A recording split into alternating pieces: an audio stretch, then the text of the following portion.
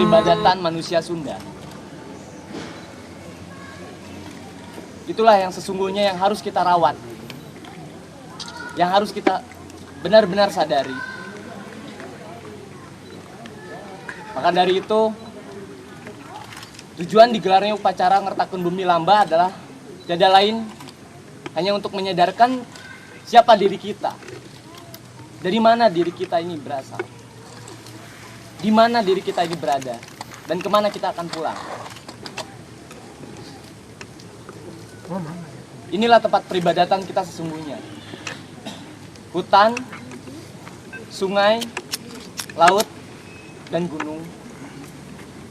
Disitulah sang pemberi kehidupan. Sebetulnya Ngertakkeun Bumi Lamba atau mensejahterakan alam semesta itu adalah bagaimana kita mampu berterima kasih atau menerima semua kasih dari Yang Maha Pencipta yang diberikan kepada kita.